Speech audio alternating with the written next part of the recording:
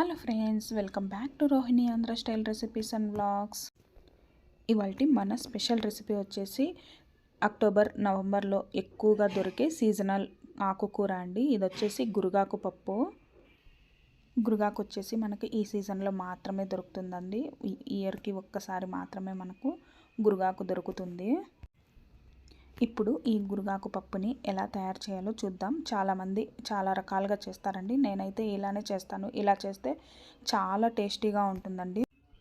ముందుగా ఈ పప్పు కోసం ఒక చిన్న టీ గ్లాసు కందిపప్పు తీసుకొని చక్కగా కడిగి ఒక హాఫ్ అన్ అవర్ పాటు నానబెట్టుకోవాలి. తర్వాత స్టవ్ పైన పెట్టి కొద్దిగా ఒక హాఫ్ లీటర్ వరకు వాటర్ వేసేసి అందులో పెద్దగా కట్ చేసుకున్న ఉల్లిపాయ, పచ్చిమిర్చి కొంచెం ఎక్కువగానే పడుతుందండి. కారం చూసుకొని వేసుకోవాలి. ఎందుకంటే ఈ గురుగాకు అనేది కొంచెం చప్పిడిగా ఉంటుందన్నమాట. అందుకనేసి కారం ఎక్కువగా పడుతుంది. తర్వాత కొంచెం చింతపండు, హాఫ్ నిమ్మకాయ సైజ్ అంతా ఒక 2-3 మీడియం సైజ్వి టొమాటోలు కట్ చేసి వేసుకోవాలి. తర్వాత ముందే మనం కట్ చేసి పెట్టుకున్న గురుగాకు చక్కగా కడగాలండి. ఎందుకంటే ఎక్కువగా మన్ను ఉంటుంది కాబట్టి చక్కగా కడిగి పెట్టుకున్నది కట్ చేసి వేసుకోవాలన్నమాట. తర్వాత నాకైతే పచ్చి శనగ్గింజలు దొరకలేదండి. అందుకనేసి నేనైతే ఇక్కడ ఎండు గింజల్ని నైట్ నానబెట్టుకున్నవి ఇక్కడ యూస్ చేస్తున్నాను. శనగింజలు కూడా వేసిన తర్వాత ఉప్పు, పసుపు, ధనియాల పొడి, కావాలనుకుంటే ఇంకొంచెం కారపొడి కూడా యాడ్ చేసుకోవచ్చు. ఇవన్నీ వేసి ఒక్కసారి చక్కగా మిక్స్ చేసేసేయాలండి. పసుపు, ఉప్పు అన్నీ బాగా కలిసే వరకు. తర్వాత దీన్ని మూత పెట్టి ఒక 4 నుంచి 5 విజిల్స్ చక్కగా రానివ్వాలి.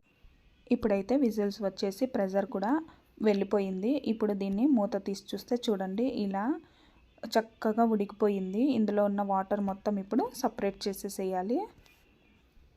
ఈ నీళ్ళతో కూడా కొంతమంది రసం చేస్తారండి, చాలా బాగుంటుంది. సేమ్ అదే వాటర్తోనే కొంచెం పోపు వేసేస్తే రసం రెడీ అయిపోతుంది. ఇలా నీళ్ళు మొత్తం వంపేసుకున్న తర్వాత దీన్ని చక్కగా దుద్దుకోవాలి. ఇలా పప్పు ఆకు మొత్తం బాగా మెదిగే వరకు, పచ్చిమిర్చి కూడా చక్కగా మెదిగే వరకు దుద్దుకోవాలి. పల్లీలు నలిగిపోవండి మొత్తం అంతా. అక్కడక్కడ మనకి పల్లీలు అనేది కొంచెం నలిగి కొంచెం నలగనట్టు ఉంటాయన్నమాట. అప్పుడే టేస్ట్ అనేది ఈ పప్పు చాలా బాగుంటుంది. ఈ పప్పుకు మెయిన్ టేస్టే శనగ్గింజలు. ఇలా పప్పు మొత్తం చక్కగా దుద్దుకొనేసిన తర్వాత కొద్దిగా మనం ముందే పక్క తీసి పెట్టుకున్న ఇందులో ఉడికిన వాటర్ ఉన్నాయి కదా, అవి వేసేసి ఒక్కసారి మిక్స్ చేసుకోండి. ఆ కన్సిస్టెన్సీ అనేది చూసుకోవాలన్నమాట. అన్ని వాటర్ వేసేస్తే చాలా నీళ్ళగా అయిపోతుంది. చూసుకొని వేసుకోవాలి వాటర్ అనేది. ఒకసారి ఇప్పుడు చూడండి, ఇంకొంచెం వాటర్ పడుతుంది. పోపు వేసుకునేటప్పుడు ఆ వాటర్ కూడా వేసుకునే సరిపోతుంది.